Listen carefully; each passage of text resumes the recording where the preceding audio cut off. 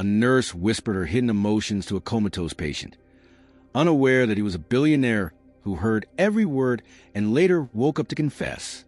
"Can you hear me?" Emily's voice quivered as she leaned in, her breath barely touching the man's ear. The sterile scent of antiseptic and the soft hum of the machines filled the room. But for that brief moment, time seemed to stand still. "I know I shouldn't feel this way, but I can't control my heart." She pulled back a little, her gaze scanning the unmoving face of the man, lying lifeless in the hospital bed.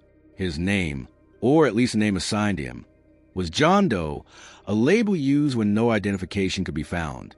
But Emily had another name for him in her heart, Daniel. It was a name she had given him in her private thoughts, inspired by an inscription on a ring he had been wearing when he was brought in after the accident. No visitors had come. No one claimed him. His body bore scars and bruises from the car accident that nearly took his life. But even in his comatose state, there was a quiet strength in the sharp line of his jaw, the high cheekbones, and the subtle curve of his brow, which gave Emily a strange sense of recognition. There was an air of mystery surrounding him, as though it clung to him like a second skin, and day by day, Emily found herself becoming more drawn to it. She wasn't someone who believed in fairy tales. Not anymore. Life had been unkind in ways that were silent and unforgiving. Her mother had passed away 2 years ago from ovarian cancer after a prolonged, painful decline that left Emily not just heartbroken, but hollow. Her father had left when she was 12, and since then, it had been just her and her mother. Nursing had become more than just a job.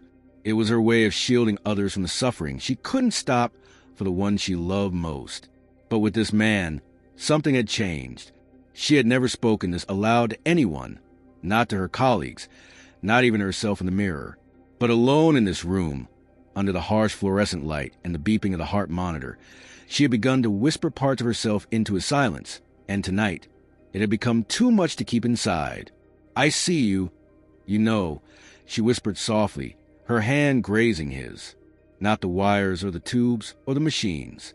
I see you, and I don't even know who you are or if you'll ever wake up." His fingers remained limp under hers. His chest rose and fell in rhythm with the ventilator. No flicker in his eyes, no twitch, nothing. But inside that broken body, trapped by trauma and silence, Daniel Reed was screaming. He heard everything he had been hearing for weeks. The world outside was muffled at first, like voices underwater. But Emily's voice was different, clear and soft. It was the first voice that had pierced through the fog. He didn't remember the crash, not clearly. Bits and pieces flashed in his mind. Headlights flashing, the jolt of the steering wheel jerking beneath his grip. Then darkness. When he became aware again, he realized he couldn't speak or move. Trapped but not dead and very much aware, the nurse's voice became his connection to the world, to hope. She spoke to him as if he were more than a patient, more than a body hooked up to life support. She talked to him about the other patients on the floor, about the elderly woman in room 48 who always demanded chocolate pudding, and about the little boy down the hall who insisted on being called Captain. She talked about books, movies she longed to watch, her fear of thunderstorms, and the dreams she kept in a small journal she never showed to anyone. And now, tonight, she had told him the one thing he never expected, that she loved him. Daniel wanted to open his eyes, reach for her hand, squeeze it, and tell her that her voice had kept him alive. But his body wouldn't let him. Emily sighed, pulling her hand away slowly. "I shouldn't have said that," she whispered. "It's just, I come in here every day, and I feel like you're more present than most people I meet who are wide awake. You listen, and I don't feel so alone when I'm with you." A tear slipped from the corner of her eye, but she quickly wiped it away. She leaned forward again, pressing her forehead gently against his. "Whoever you are, please come back. Please wake up." Then she stood, straightened her scrub top, and turned toward the door. "Good night, Daniel," she said quietly.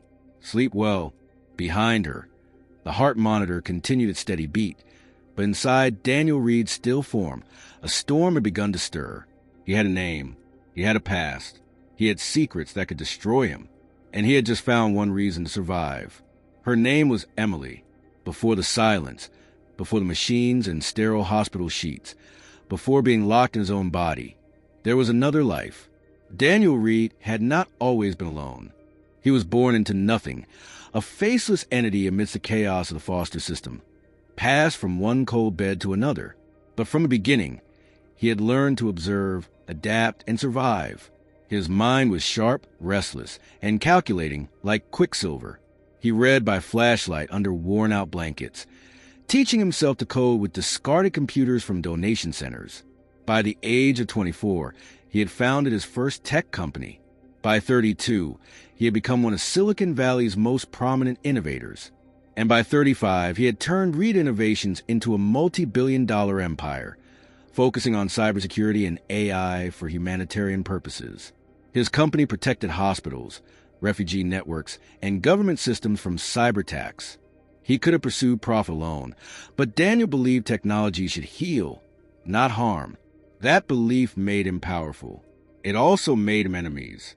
The one he never saw coming was Victor. Victor Reed, his cousin, was the only family Daniel had left. They were raised together in a group home, fought bullies side by side, shared food, dreams, and even secrets. Daniel brought Victor into his company, gave him a seat at the table, a future he didn't have to earn. But somewhere along the way, Victor changed. He saw Daniel's idealism as a weakness, his compassion as a flaw. One night, it all unraveled. Daniel was about to expose a massive data breach orchestrated by foreign contractors embedded in one of their corporate partners. A breach Victor had secretly sanctioned to sell confidential data for profit. Daniel confronted him in private, hoping family ties would outweigh ambition. But Victor smiled, cold and calculating. "You built this empire with your genius," Victor said, "but it's going to be mine." Hours later, Daniel was on the road, heading to meet a federal investigator. But his brakes failed, the steering jammed, the car veered off a cliffside highway, and everything went black. When he woke up in a hospital, trapped inside his own body, he knew Victor had won.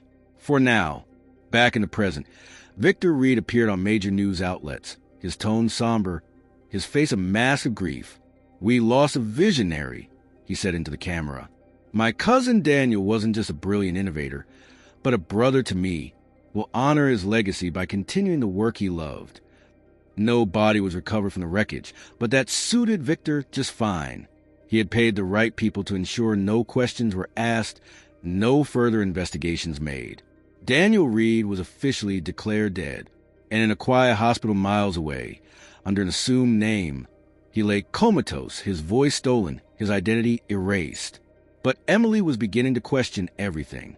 One afternoon, while changing his bandages, she noticed something beneath his skin, a faint outline of ink, barely visible. Carefully, she cleaned away the adhesive layers and saw it clearly, a small, intricate tattoo of a phoenix rising through circuitry, an emblem she remembered from a documentary about Reed Innovations. Her pulse quickened. She leaned in, examining his hand, and that's when she saw the ring. Not just any ring. It was tucked into the lining of the bedsheet, as though someone had tried to hide it during the trauma intake. A platinum band with a unique engraving on the inside. For every fire, a rebirth. She stared at it, heart racing. No one had visited him. No one knew his name. Why would a man like this, who showed no signs of homelessness, no addiction, no history, have such a sophisticated symbolic tattoo? Why did he look so familiar all of a sudden? She picked up her phone, hesitated, then searched. Daniel Reed. The image that appeared on her screen made her drop the phone. It was him. A photo from a tech convention a year ago. But it was him. And if this man was Daniel Reed, not only was he alive, but he was in danger. And she was now the only one who knew. Every night, after the last rounds were done, Emily returned to his room. At first, it had been a simple routine. Check his vitals, adjust the 4 lines, monitor his breathing. But over time, something deeper began to grow. She started talking to him, confiding in him, sharing pieces of herself she had hidden from the world. Sitting beside his bed, she'd pull the visitor chair closer, rest her arms on the mattress, and start. Sometimes she whispered. Sometimes she laughed. Sometimes, when she couldn't hold it in, she cried. "You would have liked her," she said one evening. brushing a damp cloth gently across his forehead. My mother, she was kind and stubborn and loved wildflowers more than anything else. When she died, I thought I would never feel anything again. Daniel lay still, his face a sculpture of silent pain and memory. But inside his mind, things were stirring. The fog that had dulled his senses was beginning to lift. The sound of Emily's voice had become the only thread tethering him to this world, a sound he waited for with every passing second. She told him how she came to work at St. Mark's, how she had traded her dreams of international medicine to care for her mother in her final years, how she sometimes wondered if she'd made the right choice. But when she met him, this nameless man who said nothing but listen with his whole being, something inside her started to heal. I always wanted to visit the Scottish Highlands, she mused one night, opening a tattered copy of Wuthering Heights. Not just for the scenery, but for the silence. Real silence, not the kind you find in hospitals or cities, the kind that breathes. She hummed lullabies, sometimes barely above a whisper. She told him about her childhood fears, her awkward teenage years, the boy who broke her heart at 19, the dream she scribbled in a notebook and never showed anyone. "You are the only one who knows all this," she said softly one night. "Isn't that strange? You can't even talk to me. And yet, I tell you more than I've told anyone in years." In his mind, Daniel screamed her name. He could feel her presence like a warm light on his skin. Her voice reached into the darkness and wrapped around his broken consciousness like a bandage. He remembered the first time she sang to him, a quiet lullaby, her voice unsteady but pure. It cut through the haze like sunlight. That night, he dreamed. He hadn't dreamed since the accident. Each story, each whisper, each quiet laugh, these were the bricks that rebuilt the broken walls inside his mind. And then it happened. One night, after Emily had finished reading a letter she had written to her late mother but never mailed, she leaned forward, eyes glistening with unshed tears. "I miss you," she whispered, though she wasn't sure she was speaking to her mother or the man in the bed. She rested her head on his arm for a moment, exhausted, and then stood to leave. But as she turned toward the door, she froze. A single tear had escaped the corner of his eye, sliding slowly down his temple. Her breath caught. For a moment, she didn't move, didn't blink. She stared at him, her heart pounding against her ribs like a drum. "Daniel," she whispered, stepping back to his side. Did you just cry?" She leaned in close, searching his face. "If you can hear me, if you're still in there, please do it again. Anything. Just let me know you're here." But there was no second tear, no twitch of the fingers, no flutter of lashes, only the steady rhythm of the heart monitor and the soft hum of machines. Still, Emily stood there for several minutes, tears gathering in her own eyes. She reached down and gently wiped a tear from his face, her hand trembling. "I knew it," she whispered. "I knew you were still in there that night." She didn't just close the door behind her. She paused at the threshold and looked back, her voice barely audible. "I will wait as long as it takes." And in the darkness of his unmoving body, Daniel Reed held on to her words like breath, because now he had proof. Not only was he hurt, but he had touched her heart, and for the first time since the crash, he truly believed, he would find his way back. Emily arrived at the hospital earlier than usual. The sun had barely risen, casting soft gold across the white walls of the intensive care unit. Something had been gnawing at her since the night before, an unease she couldn't name. When she entered Daniel's room, her breath caught. There was someone standing at the foot of his bed, a man in a tailored navy suit, crisp shirt, and a hospital visitor's badge clipped neatly to his lapel. He was middle-aged, clean-shaven, with eyes that observed everything but revealed nothing. He turned as she entered. "You must be Nurse Dawson," he said, his smile thin, professional. "I am Raymond Hale, Regional Director for CorMed Healthcare Systems. I am here regarding this patient." Emily hesitated, her instincts on edge. "I wasn't aware of any corporate visits scheduled for today." "We don't schedule visits for internal audits," he replied smoothly. "This man is under our custodial authority, and we finally confirmed a transfer facility with a higher neurological care rating. He'll be moved this evening." Emily's eyes narrowed. Moved? Without the physician's sign-off? His attending hasn't mentioned anything. Dr. Hadley has been informed. It's being handled through executive channels, he said, as if that explanation should suffice. We believe the patient's long-term prognosis will improve with more specialized support. Something was wrong. Deeply wrong. Emily felt it in her bones. The way this man's gaze lingered too long on Daniel. How he didn't refer to him as a patient, but as a possession. She glanced at Daniel's still form. Could he sense this too? Was he screaming inside, like she felt suddenly compelled to do? "I'm sorry, Mr. Hale," she said firmly, "but I cannot allow a transfer without full protocol, especially for a patient with no known next of kin." He studied her for a moment, that thin smile never wavering. "You are a very diligent nurse, Ms. Dawson. Admirable. I imagine you are quite protective of your patients." "I do my job," she replied, leveling her gaze with his. "That includes preventing unauthorized removals." The man chuckled, shaking his head. "It's not unauthorized, but I do appreciate your vigilance." He left the room moments later, but not before giving Daniel one last long glance, as if memorizing every line of his face. Emily's nerves remained on edge the rest of the day. She contacted Dr. Hadley, who was away at a conference and unaware of any transfer orders. When she checked with hospital administration, they insisted that a corporate representative from CorMed had full authorization, but the file had been recently amended with no traceable timestamp. That evening she stayed by Daniel's side, not leaving even for lunch. Her instincts screamed at her to protect him. What she didn't know was that when Raymond Hale was a mask, behind it stood Victor Reed, cleverly disguised, operating under a new identity forged with high-level access and fake credentials.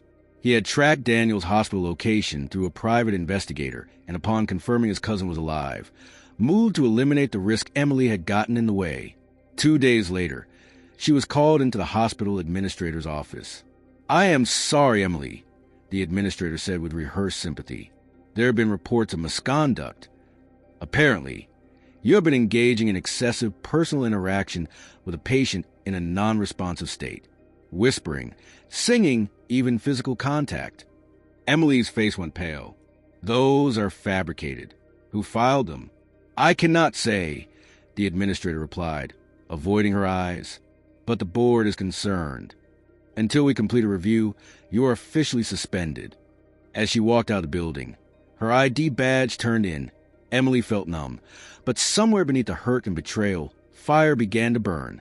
Whoever is behind this, whoever has the power to fabricate lies and twist hospital protocol, is after Daniel, and I won't let them take him. The halls of the hospital felt colder than ever.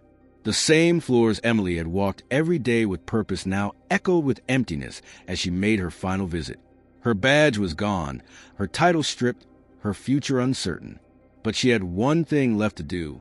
She stood outside Daniel's room, her hand on the doorframe, trying to steady her breath. The lights were dimmed. The machines beeped in steady rhythm. He lay as he always had, silent, still impossibly alone.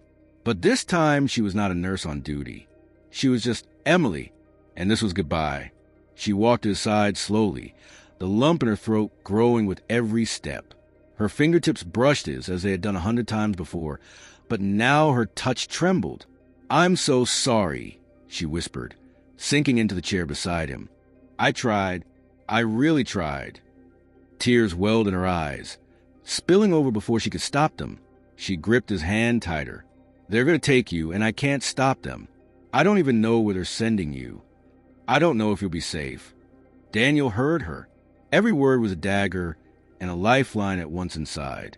He screamed, not with fear, but with desperation. His mind pushed against the walls of his broken body. Move. Speak. Do something. Anything. Emily leaned closer, resting her forehead against the edge of the bed. "I shouldn't have said I loved you. It crossed a line, but I meant it. God help me. I meant every word." She sobbed, clutching his hand to her chest. "You made me feel something again.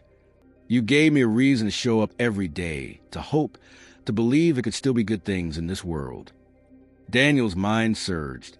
Every muscle in his body screamed to respond, but no signal got through. He was a prisoner in his own skin. "I don't know who you are," she whispered through her tears, "but you mattered to me, and no matter what they say, I will never forget you." She rose slowly, brushing a kiss across his forehead, gentle, trembling. "Goodbye, Daniel." She turned and walked toward the door. She didn't look back. If she had, she might have seen the faintest flicker of movement beneath the sheet. Daniel was not ready to let go. Not of her, not of this moment. Alone in the darkness, the silence pressed in. He summoned everything he had. Every memory of her laughter, every word she had spoken, every dream she had shared. He focused it into a single command. Move. Pain flared through his mind like lightning. His right hand twitched. It was not much, less than an inch, but it moved. His index finger lifted. The effort nearly made him black out, but the spark had been lit. The wall between mind and body had cracked. He was still here. He could still fight. And now, more than ever, he had something worth coming back for. The moment Daniel's finger moved, everything changed. A nurse checking vitals on the night shift caught the twitch on the monitor's subtle neurological response indicator. Within hours, a full neurological exam was underway. The results were cautious, but promising. By the end of the week, Daniel had moved all fingers on his right hand and blinked in response to simple commands. It was not a miracle. It was the beginning of a resurrection. Day by day, his mind pushed farther into the light. Muscles long dormant strained to awaken. Electrodes mapped every signal, like a roadmap back to himself. Physical therapists joined the team, and a speech pathologist began working with him to retrain his vocal cords. Weeks passed. His first full word was not yes or hello. It was Emily. The doctors looked at each other, confused. They asked him again, and he repeated it, this time with more force. Emily. He wrote shakily, with a pen strapped to his hand, the letters uneven but legible. Find Emily Dawson. By then, Daniel had access to a tablet.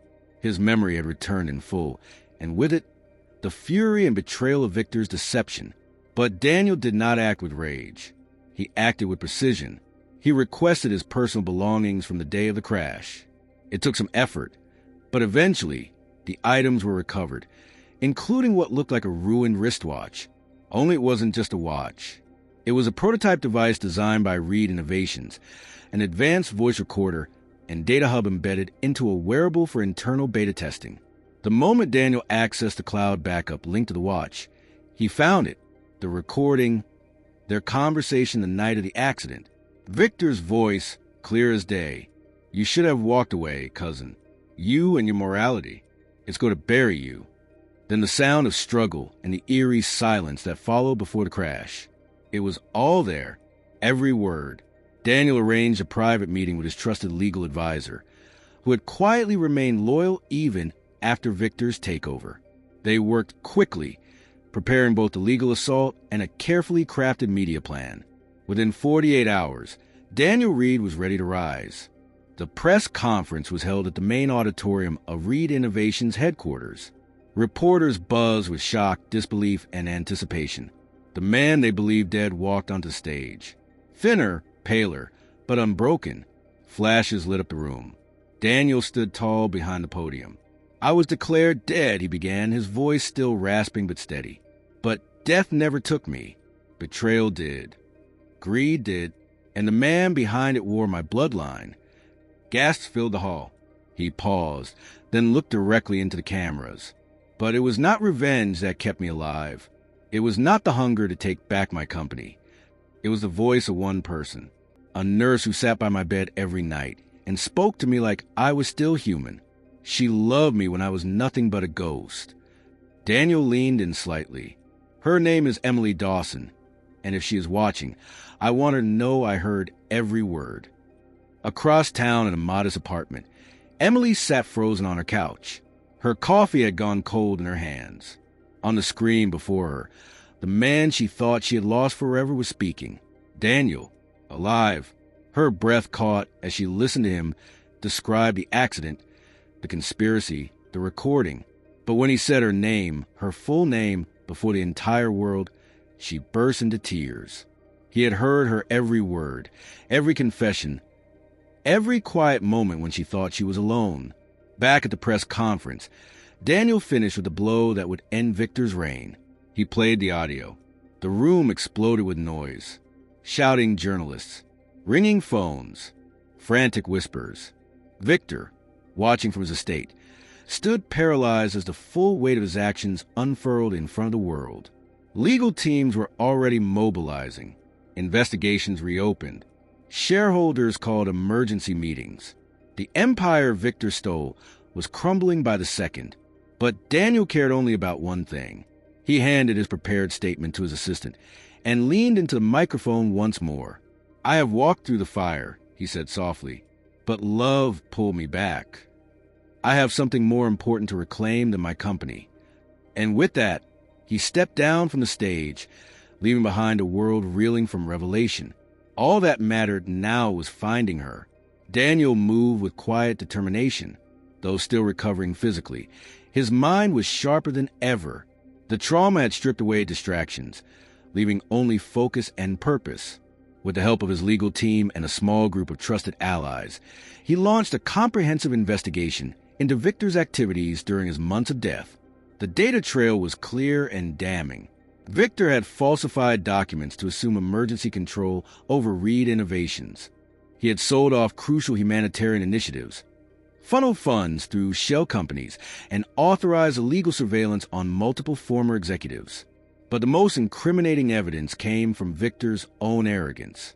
The recording from the prototype watch, which Daniel revealed during his public return, sparked a media frenzy. Authorities now had grounds to investigate further. Search warrants were executed, email servers raided, and within days, a pattern of fraud, manipulation, and attempted murder came to light. Victor attempted to flee. He disappeared from his penthouse and left the city. But not for long. They tracked him to a rented villa in Baja, California, hiding behind false identities and a dwindling team of lawyers. He was extradited to the United States within 72 hours. The media erupted. The tech world was in shock. But for Daniel, it wasn't about making headlines. It was about closure. He requested one final meeting, face-to-face. They allowed it in a private holding cell under strict security. When Daniel entered the room, Victor looked up, a faint, bitter smile on his lips. Well, he said, reclining in the chair as if it were a throne. "The ghost walks." Daniel said nothing at first. He studied the man across from him, the cousin who had once been his brother, his partner, his closest kin, and now his betrayer. "You tried to kill me," Daniel said quietly. Victor shrugged. "I tried to keep the company alive. You were willing to destroy it for some idealistic nonsense. You sold people's lives to fund your ambition. You wasted power." Victor snapped, his mask slipping. "We were kings. You wanted to be a priest." Daniel leaned forward. "I trusted you. You were my family." Victor's smirk returned. "And look how far that got you." There was a long silence between them. Then Victor added, "But you did win, cousin. The world adores you. You reclaimed your throne. The media worships you. And the girl," his voice softened into mockery, "that sweet little nurse, the one who talked to your unconscious body like a child with a doll. I watched every video, every news clip. She cried for you. You should feel lucky." Daniel's eyes darkened, but he remained calm. "She saved me," he said. "Her love was real. Something you will never understand." Victor's smile faded slightly. "Maybe not," he said, leaning back. "But let's be honest. You may have everything now. Power, fame, redemption. But you don't have her. You don't have her heart." For a moment, the words struck hard, but Daniel didn't flinch. Instead, he stood. "You're wrong," he said quietly, "because I never wanted to own her heart. I only wanted to be worthy of it." Victor scoffed. "So what now? You want vengeance? A final blow? Gloat before the fall?" Daniel shook his head. "No," he said softly. "I came to tell you something else." Victor raised an eyebrow. "I forgive you." The words lingered in the air like smoke. Victor blinked. "You what?" "I forgive you," Daniel repeated. "Not because you deserve it, but because I refuse to carry your poison any longer." For the first time, Victor's composure cracked. His smirk vanished. His mouth opened, then closed again. He looked around the cell, as if realizing for the first time where he truly was. "You will rot for what you did," Daniel continued, "but I will not let hatred define the rest of my life." Victor stared at him, hollow-eyed. "You always thought forgiveness was weakness," Daniel said, "but it's the strongest thing a person can choose." And with that, Daniel turned and walked out.